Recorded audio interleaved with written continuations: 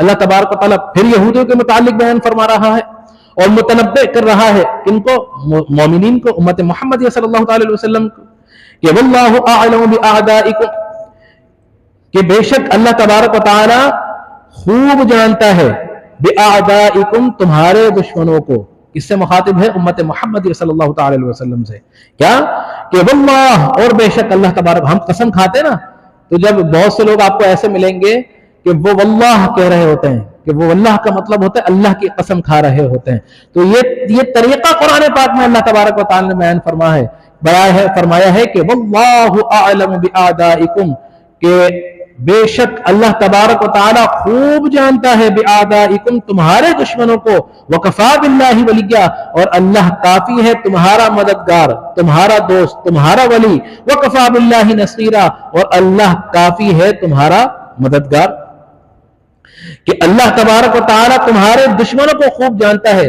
अब मैं आपसे पूछता हूं कि जिसके दुश्मनों को अल्लाह जानता हो, इसके अलावा भी कोई खूब जान सकता है?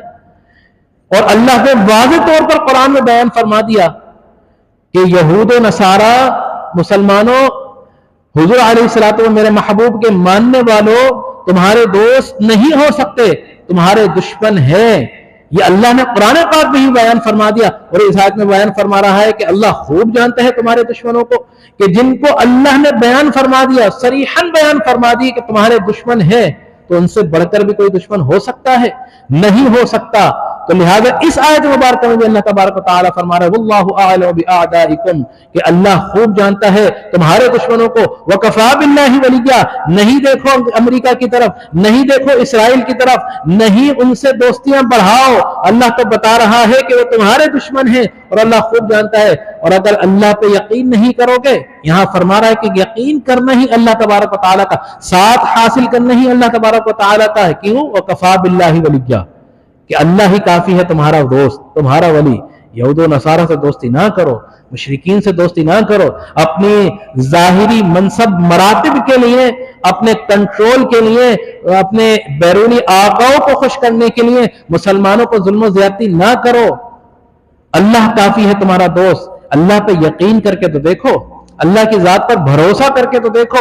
जब अल्लाह की जात पर भरोसा करोगे तो चाहे वो इनफरादी हैसियत में हो, चाहे इज्तिमाई हैसियत में हो, अल्लाह तबारक व तआला वकफा बिल्लाहि वलिय्या, तुम्हारा वली है, तुम्हारा दोस्त है, तुम्हारा साथी है।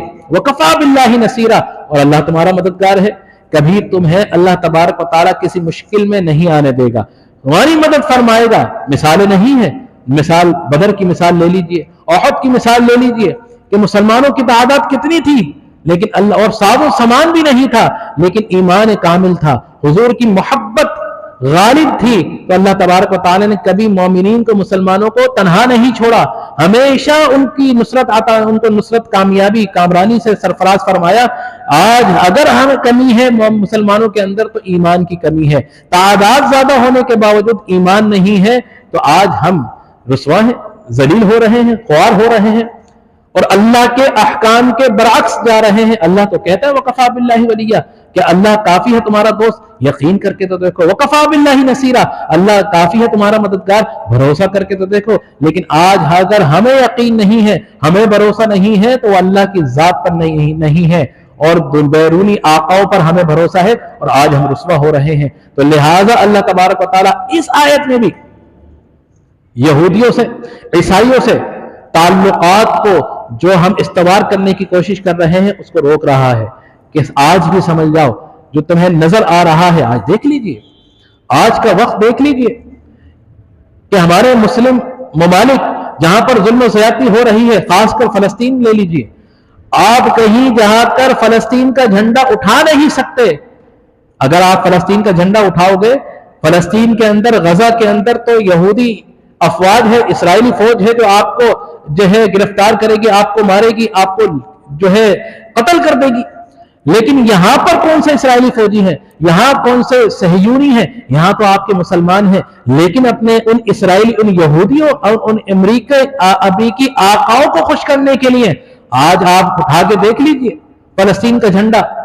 आप फलस्तीन का झंडा नहीं उठा सकते, ایسا لگتا ہے کہ ہم فلسطین کا نہیں کسی ایسے ملک کا جھنڈا اٹھا رہے ہیں کہ جو اللہ تبارک و تعالیٰ نے شرعاً جس کو حرام قرار دیا ہے، آپ کہیں اٹھائیں، جو فلسطین کے حق میں نکلے گا اس کے ساتھ جو ہے اس کو ظلم و زیادتی کا نشانہ بنایا جائے گا۔ ہاں، اگر ان کی مرضی سے نکلو گے تو پھر آپ نکل سکتے ہو، اگر ان کی مرضی سے نہیں نکلو گے، کیونکہ دکھانا بھی تو ہے نا، ہم نے یہ بھی دکھانا ہے کہ دیکھیں جی مسلمان ملک ہے، یہاں پر کتنی فلسطین کے حمایتی ہیں اور کتنا آپ لوگوں کے مخالف ہیں، لیکن آپ دیکھیے کہ ہم کس طرح کنٹرول کر کے رکھتے ہیں۔ دوسری طرف یہ بھی دکھانا ہے کہ کوئی ان کی حمایت میں نکلے گا تو ہم ان کو پکڑ کے جیلوں میں ڈال دیں گے، ہم ان کو ماریں گے، ان کو زد و کوب کریں گے، ان کے گھروں کو جا کر ان کی جتنے بھی ان کے کاروبار ہیں ان کو تہس نہس کر دیں گے۔ یہ بھی دکھانا ہے، ایک چہرہ تصویر یہ بھی دکھانی ہے کہ دیکھو پاکستان کے اندر کس نے فلسطین ہمارے جو ہے وہ ہے۔ اگر آپ نے ہماری حمایت نہیں کی، اگر آپ نے ہماری بات نہیں مانی، اگر آپ نے ہمارا ساتھ نہیں دیا تو یہ دیکھ لیجئے کہ کتنے لوگ ہیں جو فلسطین کے حمایتی ہیں، حالانکہ وہ لوگ جو ان کی مرضی سے نکلتے ہیں وہ انہی کے ایما پر، انہی کے سیم پیج پر ہوتے ہیں، وہ ان کی ہی مرضی سے نکلتے ہیں کیونکہ باہر دکھانا ہے۔ اور پھر دوسرا وقت یہ بھی دکھانا ہے کہ دیکھو آپ کے اس میں نکلے تھے، ہم نے ان کو کس طرح روند ڈالا، ان کو کس طرح ہمارا۔ مرید کے کی مثال آپ کے سامنے ہے، ایک مرید کے کی مثال آپ کے سامنے ہے، ایک لاہور مینار پاکستان کی مثال آپ کے سامنے ہے کہ مرید کے میں کس طرح لوگوں کو مارا۔ فلسطین کی کوس کے لیے نکلے تھے، آج مولوی نہیں بولتے، کیوں نہیں بولتے؟ اگر بولیں گے تو کہیں ہمیں بھی نہ لے جائیں، لیکن کیا دل کی آواز نہیں نکلتی؟ کیا علم آپ نے اسی لیے حاصل کیا ہے؟ یہ تو پھر وہی علماء یہود کی مثال ہو گئی کہ حق بات بیان ہی نہیں کرنی، حق بیان کریں گے تو کیونکہ ہماری جان کا خوف ہے، تو پھر کیا آپ کسی کو درس دے رہے ہیں کہ جب آپ پر ہی آپ کو موت کا خوف غالب ہے اور آپ لوگوں کو صحیح بات ہی بیان نہیں کر رہے، جوتے کے ڈنڈے کے خطرے سے آپ لوگوں کے سامنے بول ہی نہیں۔ بہت سے سرکاری مولوی آپ کو ملیں گے کہ جن کے آپ ہاتھ چومتے ہیں، بڑے بڑے ان کو القابات دیتے ہیں، لیکن کسی نے کچھ نہیں بولا۔ تو وہی مثال آپ کے سامنے ہے کہ مرید کی مثال دیکھ لیجئے کہ جیسا بھی تھا، کچھ بھی کوس تھا، لیکن فلسطین کی حمایت کے لیے نکلے تھے۔ آپ نے ان کو قتل و غارت کر کے، ان کو مار کے اپنے بیرونی آقاؤں کو خوش کرنے کے لیے کیا آپ نے ان کے سامنے پیش کیا کہ دیکھو یہ کیوں نکلے تھے کہ فلسطین کے لیے کوز۔ اندر بھی بات کچھ بھی ہو، لیکن باہر تو یہ تصویر سامنے جا رہی تھی کہ فلسطین کے لیے کوز نکلے تھے، فلسطین کے لیے نکلے تھے، ان کو رون ڈالا۔ اور اس کے بعد دیکھ لیجیے مینار پاکستان میں جلسہ ہوا، کتنے فلسطین کے جھنڈے، کتنے فلسطین کے لیے جو ہے نعرہ حق بلند کیا گیا، لیکن اس سے اندازہ لگا لیجئے کہ وہ کون تھے جو مرید کے لیے نکلے تھے اور یہ کون ہے جو فلسطین کے، وہ کون تھے مرید کے میں جو فلسطین کے لیے نکلے تھے، یہ کون ہے جو فلسطین کے لیے نکلے ہیں اور ان کو کچھ نہیں کہا گیا۔ تو اس سے مثال لے لیجئے کہ آج بھی حق کے ساتھ دینے والے بھی بہت سے لوگ کھڑے ہیں اور باطل کا ساتھ دینے والے بھی بہت سے لوگ کھڑے ہیں۔